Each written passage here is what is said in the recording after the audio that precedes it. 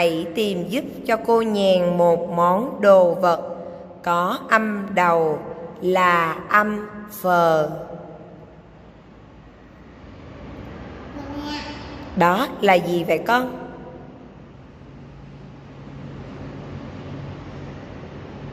Phao. Phao âm đầu là âm phờ. Con nói chính xác rồi, đặt xuống. Tiếp tục, hãy giúp cô Nhàn tìm một món đồ vật có âm đầu là âm giờ. Giờ.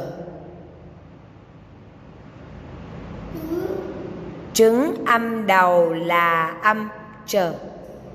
Chờ, không phải âm giờ. Rồi con tìm đồ vật khác có âm đầu là âm giờ. Đó là gì vậy con? Giỏ âm đầu là âm giờ. Chính xác, đặt lại vị trí cũ giúp cô Nhàn. Tiếp tục, hãy tìm giúp cô Nhàn một món đồ vật có âm đầu là âm quờ. Đó là gì vậy con? Quà. Âm đầu là âm quờ. Rồi con để xuống lại. Cô Nhàn cảm ơn con, chính xác. Kế tiếp, hãy giúp cô Nhàn tìm một món đồ vật có âm đầu là âm chờ. Đó là gì vậy con? À, con chó. Chó âm đầu là âm chờ.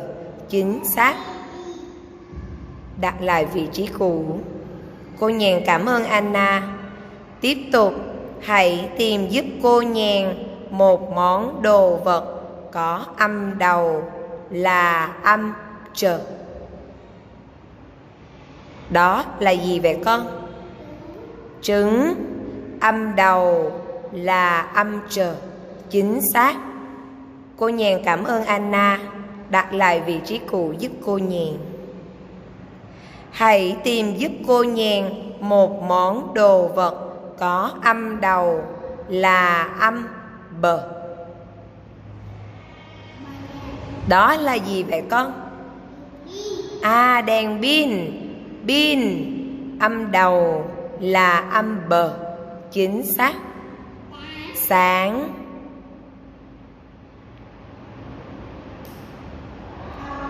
Tối. Rồi đặt lại vị trí cũ. Cô Nhàn cảm ơn Anna. Tiếp tục, hãy giúp cô Nhàn tìm một món đồ vật có âm đầu là âm nhờ. Đó là gì vậy con? Nhà.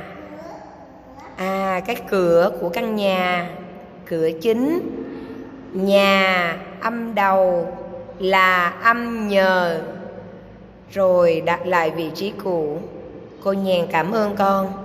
Tiếp tục, hãy giúp cô Nhàn tìm một món đồ vật có âm đầu là âm khờ. Khờ. Đó là chó. Âm đầu là âm chờ.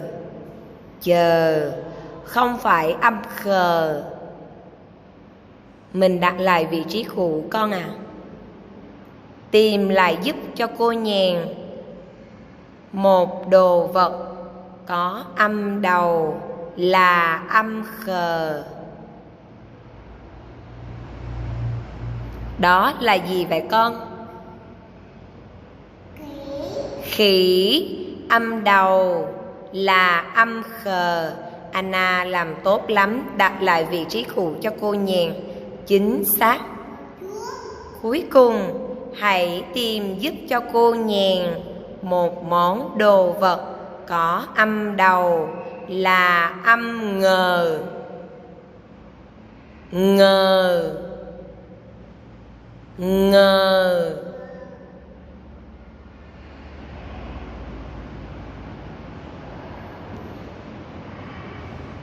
ngờ.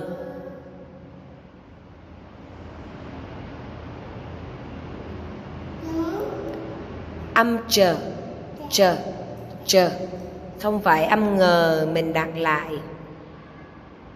Ngờ. Suy nghĩ.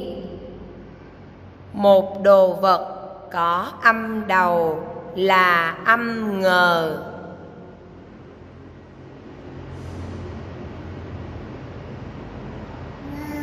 Ngờ.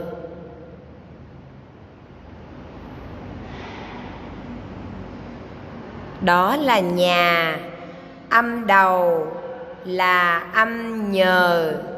Nhờ đặt lại vị trí cũ giúp cô nhàn.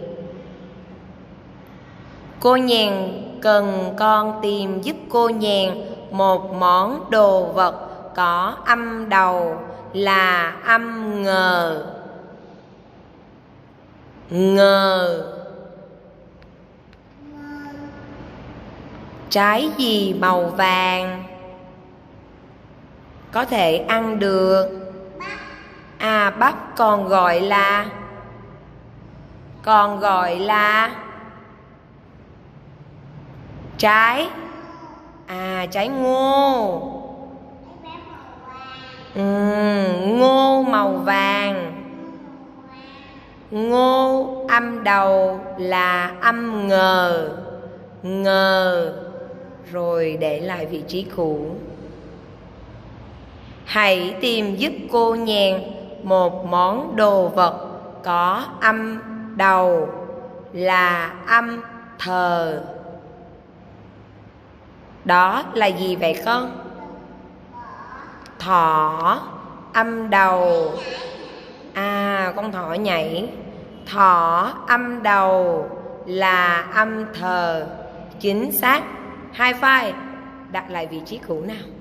Cô Nhàn cảm ơn con. High five.